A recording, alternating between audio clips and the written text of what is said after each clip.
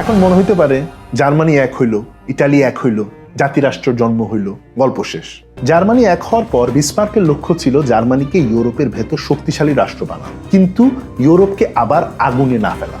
তাই তার কূটনীতি ছিল ফ্রান্সকে একা রাখা, অস্ট্রিয়া ও রাশিয়ার সাথে সম্পর্ক বজায় রাখা, ব্রিটেনকে অযথা শত্রু না বানানো, ইউরোপে একটা ভারসাম্য বজায় রাখা। বিসমার্ক বুঝতেন জার্মানি যদি অতিরিক্ত আগ্রাসী হয় তাহলে পুরো ইউরোপে আবার জার্মানির বিরুদ্ধে একটা একতা গড়ে উঠবে। কলোনি নিয়ে বিসমার্ক শুরুতে খুব আগ্রহী ছিলেন না। তার কাছে ইউরোপে জার্মানি নিরাপত্তাই ছিল বড় ব্যাপার। পরে জার্মানি কিছু কলোনি নেয় ঠিকই, কিন্তু সেটা বিসমার্কের মূল স্বপ্ন ছিল না। কিন্তু তারপরের কাইজার উইলহেলম দ্বিতীয় জার্মানিকে বিশ্বশক্তি বানাইতে চাইছিলেন।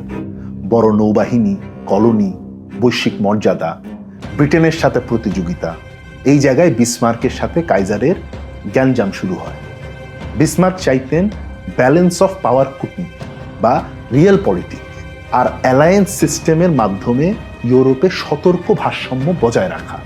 অন্যদিকে কাইজার চাইতেন ওয়েল্ট পলিটিক্স, বিশ্বশক্তি হওয়ার আক্রমণাত্মক নীতি, নেভাল এক্সপ্যানশন, গানবোট ডিপ্লোমেসি, শক্তি প্রদর্শন। 1890 সালে বিসমার্ক পদত্যাগে বাধ্য হন। তবে একটা কথা মনে রাখতে হবে, জার্মান জাতির নেতা হিসেবে বিসমার্ক আর কাইজারের স্বপ্ন আলাদা ছিল, কিন্তু তার মানে এই না যে তারা একে আরেকজনের পুরোপুরি বিপরীত অবস্থান নিয়েছে। বরং এইটা একটা স্বাভাবিক বিবর্তন হিসেবে আমরা দেখতে পারি। বিসমার্ক শক্তিশালী জার্মান রাষ্ট্র বানাইতে পারছেন বলেই কাইজার পরে সুপার পাওয়ার হওয়ার পথে আগাইছেন। আর বিসমার্কের সতর্ক জার্মানি যখন কাইজারের আগ্রাসী জার্মানিতে বদলাবে, তখন ইউরোপ আবার বারুদের স্তূপে পরিণত হবে।